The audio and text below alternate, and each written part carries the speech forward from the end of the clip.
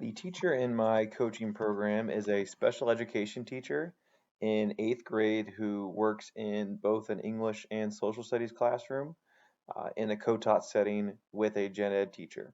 And the bulk of her instruction comes in small group.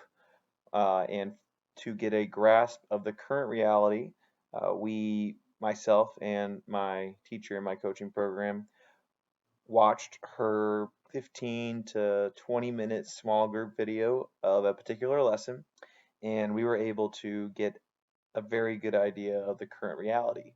And here's that video right now.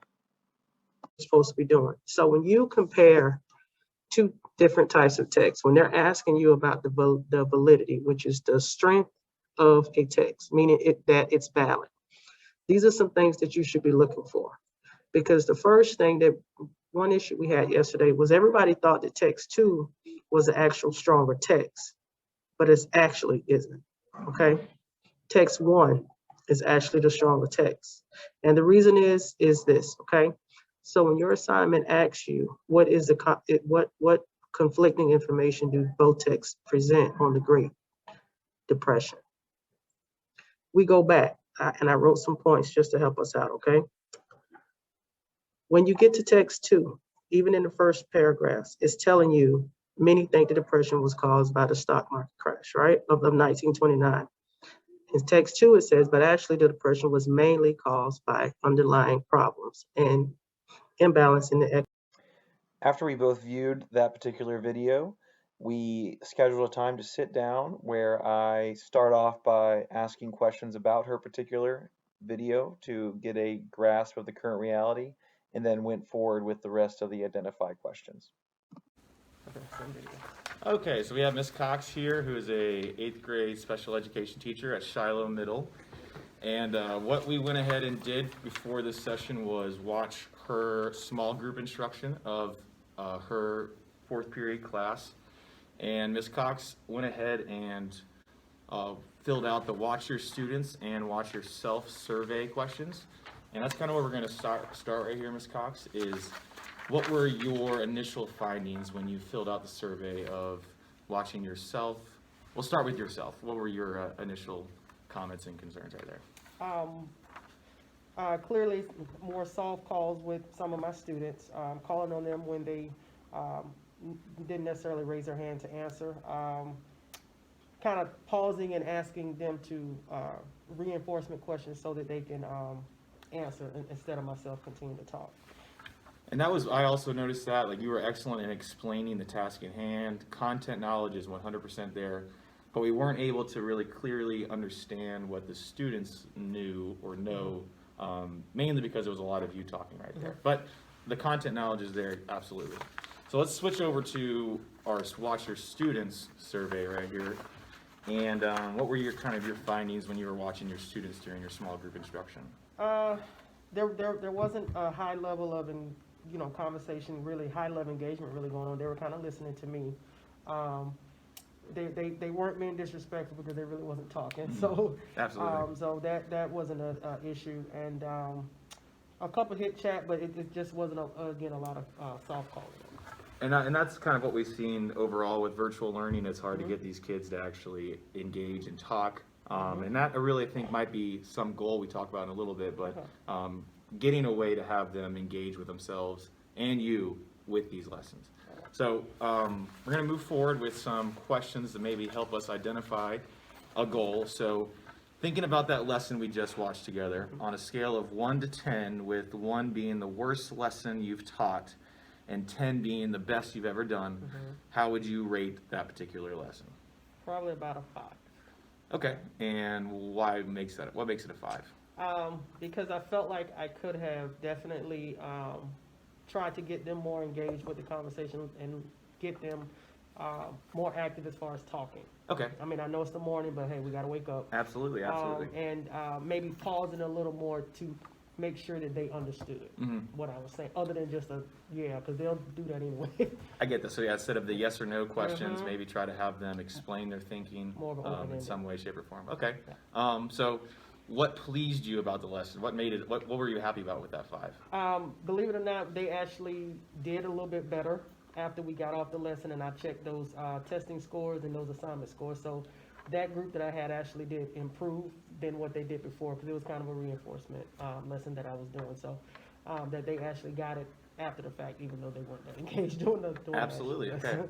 Absolutely correct. So I guess my next question here would, if it was closer to a 10, and we kind of talked about what you would do to make it a 10, by asking more, stopping, clarifying, asking more open-ended questions, and incorporating their student voice, what would your students be doing differently if your class that was at a 10? Their videos, all their videos would have been on with no excuses. They would have been able to share screens of their work to me so that I can see that they're actually doing the progress, you know, their progression charts. Also, there would have been more dialogue between us. Okay. Maybe more off the mic instead of just a couple of set words in chat. So I'm already kind of seeing that our goal here is, or potentially, from what I'm hearing from you, is maybe trying to incorporate more engagement and voice, student voice, with your small group instructions with your kids, which I think is an excellent goal and is very obtainable as well. But how would you think we could measure that change or goal to see if they're actually doing this? Honestly, to keep the videos recorded, obviously, and going back to watch and see how many are actually doing what my goals entailing. Okay. So we kind of have this little goal right here, but of student engagement.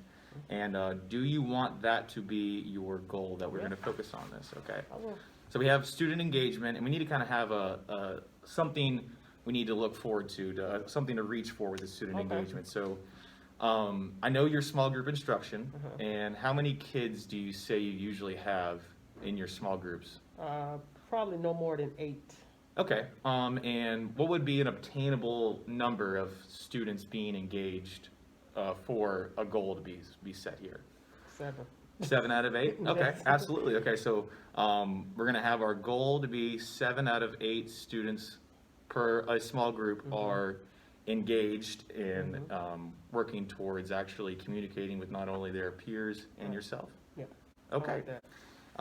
And if you could hit that goal, would that really matter to you? Yes, absolutely, because then I can use those same strategies in a larger setting when I have to do, you know, when it's just my, you know, whenever the teacher's out, and then I think it'll be useful for me to have that practice and then be able to build on that one. Absolutely. I mean, it's really, I think it's powerful to start off in small groups to kind of get that confidence and to work on those strategies with a small number of students. And by having that practice, it would be easier to transition to a large group setting right there as well. Thank you. So we are working in a virtual environment right now where we are doing everything on technology. We use Zoom every single day. But we have our goal here of increasing student engagement. What piece of technology do you think we could use to incorporate student voice to get these students to actually start talking and engaging with you? I think the Nearpod would be useful. Okay, so we have Nearpod, and I know we've done it before. Yes. And Nearpod, it does require a little more extra work where you have to create these on your own. And that is something we could work with together, creating effective Nearpods that will incorporate excellent student open-ended questions, multiple choice questions to kind of give a formative assessment on where your kids are at, and not only just get them talking as well. Absolutely. So I think we're going to use Nearpod. We have our goal of having 7 out of 8 students per small group be actively engaged. And our next steps here in this process are we're going to try to sit down and determine when you want me to model this for you, because we're gonna I want to show you this in action. Okay. And that could be something you look at and plan for when you actually incorporate into your own lesson right there. Okay. So for next steps, I think we're going to determine a time where you're going to watch me do this, and then we will sit down and create a lesson, small group lesson for your kids to try to reach your goal here. Okay, so I like that. are you happy with the goal we've set right here? I am. I'm definitely happy about it. And do you think there would be a pretty good outcome if your students are hitting this goal? Would it matter to them? I think it would, because, you know, being in co-taught, it can be kind of one-sided at times, but being able to have something that's strong and a good foundation, I think it'll definitely help.